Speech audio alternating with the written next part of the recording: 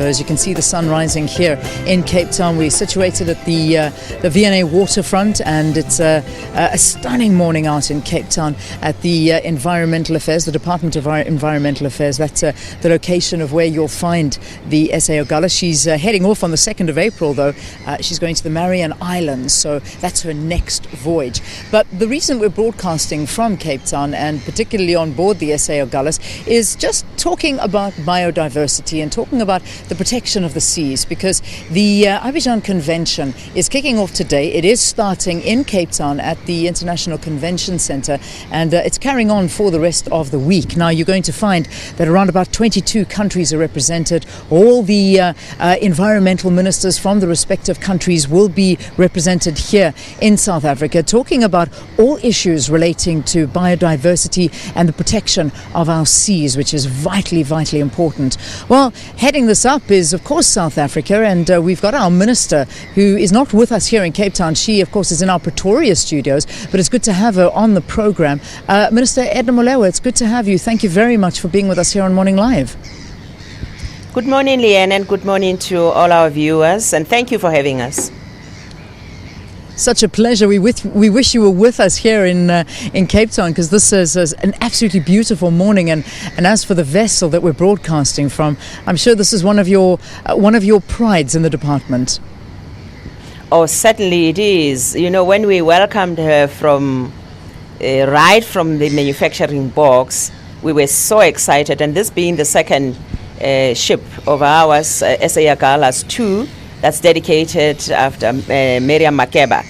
As we send her into those oceans to do research for us, it was quite exciting. And the fact that there are so many of our people, scientists, who are really readily available getting into that ship and really going to research for our country, so that we can have knowledge as to how to react, particularly against this or regarding this climate change that we know is really going to be hitting us, as is hitting. As you can see, the country is flooded, some parts of the country have been dry, and so forth. So this research will help us, and that ship comes very handy with its scientists, of course, young as they may be. They are older ones, of course, but we are very, very excited. It looks beautiful, let alone beautiful, but yes, it does good work.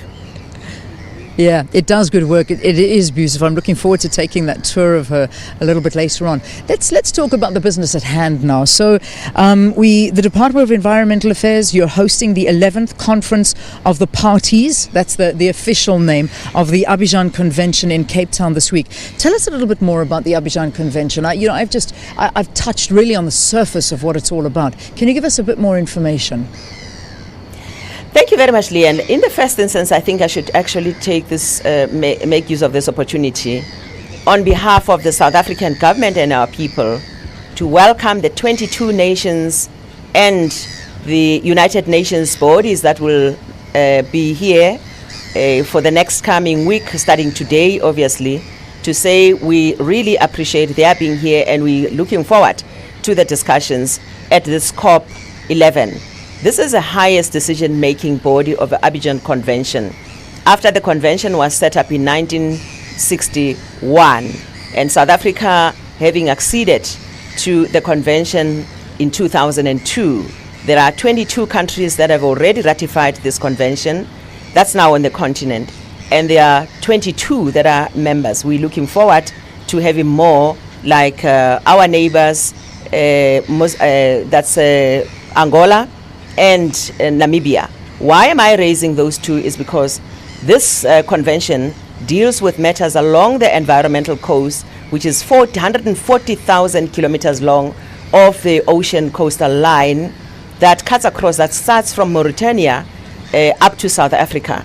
And it covers the areas, three ecosystems, which is the Canary, the Guinea, and the Benguela Current, which is really cutting across the Angola and South Africa and Namibia.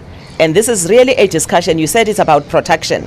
It's about protection and the development of marine coastal areas, because we do think that it is necessary that as we protect our oceans, we also need to look at the oceans as ecosystems, as the providers of life, so that development that happens there is actually balanced with the environmental protection. Because we have seen that indeed many of our countries along the coastal lines have begun doing activities like mining, like deep sea fishing and so forth. And these have got to be balanced with the environmental protection. Yeah. So that's what these nations are coming to be discussing here on our shores today.